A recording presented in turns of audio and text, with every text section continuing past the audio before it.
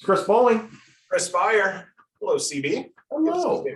Hey, we did not want May to go by without doing something around Mental Health Awareness Month. Obviously, very serious topic, a very important topic. And as we all know, COVID, really put this out in the forefront of, I think just being more comfortable to share, I'm struggling here, or, I'm not doing well, and, have those core group of people that that you're comfortable having this conversation with. And as you said, Chris, I mean, we've got many clients that this is their business, and it is provide services. They're a provider. They deal specifically with mental health. They help with developmental disabilities, and I mean, there's quite a few organizations. Yeah, it's getting so important right now. I've got a few clients, or we have a few clients, Chris, that are trying to expand on that EAP. It's that serves a need, but I don't know about you, but they're trying to find kind of the next level of that is, how do we better educate around it? And again, I'm not saying EAP can't do a good job, but there are some neat things out there, some neat organizations that are creating, not just awareness, but it's treatment. It's, Well, I think you hit on that. EAP is an important piece of it. It's so many of our clients and so many employers have EAP built in with a carrier relationship. Their disability and life carrier provides some form of service.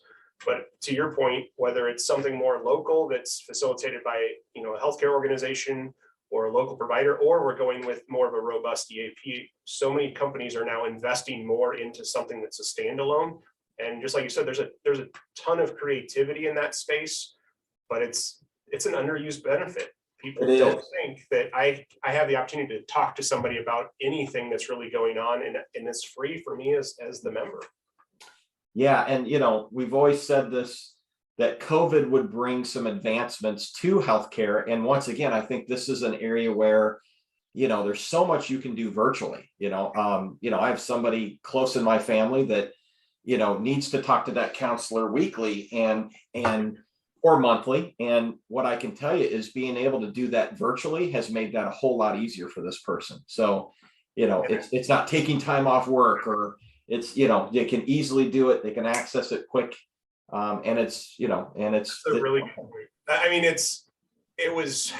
think the same thing we're dealing with healthcare in general. People are not able to get scheduled far enough out with the traditional brick and mortar provider, and whether that provider now offers telehealth for mental health, or it's that option that's created. There's new companies that have come about. I think that's helping, because when you're sick physically, you can sometimes you can get by. When you might be having a challenge with mental health, or something has triggered you at that point, that's not something you can wait for. And to say, I can't see you for 2 or 3 weeks, that's just not good enough anymore. And I think a lot of that's come out of COVID.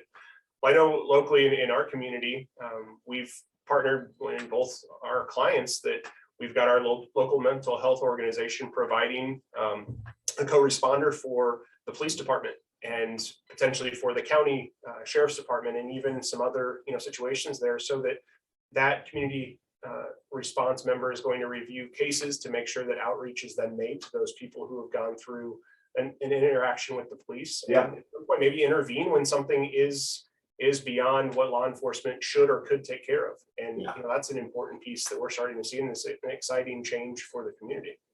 Yeah, I know one of the challenges or struggles, that you and I have talked about through these past 2 years is just the nonstop virtual meeting. And it seemed like, yes, out of an 8 or 10-hour day, maybe you had 3 or 4 hours you were really engaged, focused, could be with a client or a prospect. And then we went to this 8 hours back to back to back. No margin. It was brutal. There was no time. I personally, I never really valued the time we have in a car because, driving someplace, you could just think, and focus. And it wasn't just, I'm going to this one, and now my day's over, and now I'm home, and now I have to perform at home, whatever my duties are. So, and you've seen the lines blur of, I'm working from home, I'm schooling from home, I'm living at home. There is no separation there. So it's all, if one thing is out of balance, the entire life is out of balance. Well And said. I think, you were going to lead to the point of like, what are we doing ourselves to help create that balance and that structure so that we are aware of our mental health? And, what are some things, Chris, that you've seen that work well for you? Oh, it's, and one thing that I'll applaud Assured Partners on is the forced PTO, right? Is that, before, my gosh, we could carry over, what was it? Take it up. Yeah, 320 hours, I believe you could carry into the next year. And I have to applaud Assured Partners because I didn't fully agree with their philosophy that you could only carry so many hours over, and it was a fraction of that. But what I've seen is it's forcing our employees to take that needed time off. And for me, that's what I need, is that, you can only go so fast for so long without burning out. You and I have talked, obviously we talk every day, but there are those weeks on Friday where, I can hear it in your voice, you can hear it in my voice of just Done. I'm done. I mean, this week has kicked my tail. And, for me, it's those weekends, and, we all enjoy our weekends different. For me, it's a lot of home projects, and it's where I can focus and where I can just let the week drop off my shoulders and start Monday. Now, summertime, as you know, I love to boat, and You're going to be doing that. I mean, to me, there's zero stress. I'm with friends, I'm with family.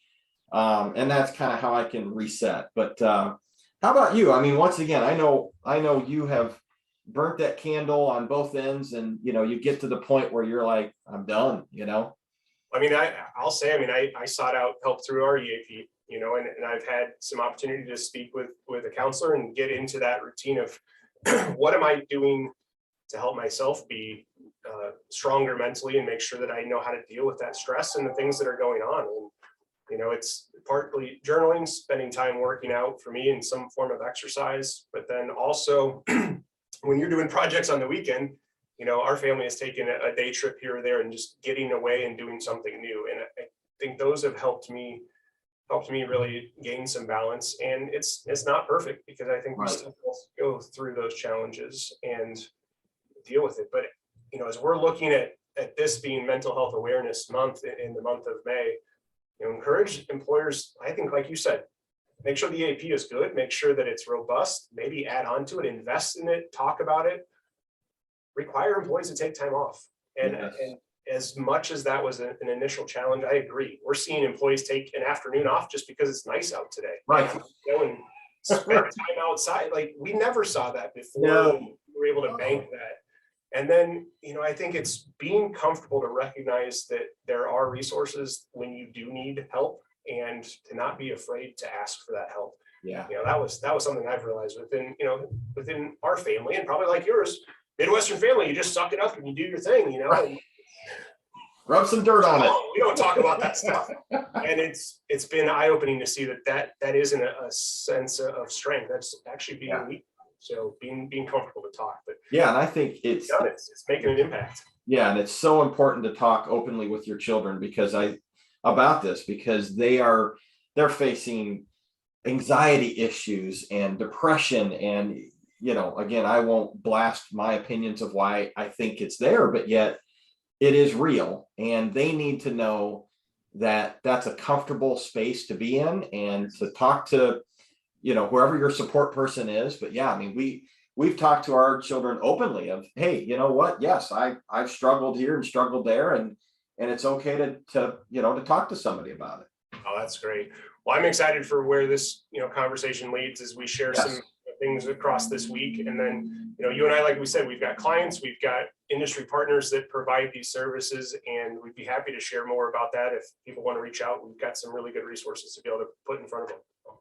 Thanks, Stevie. Great topic, and thank you for sharing. Absolutely. See you soon, my friend.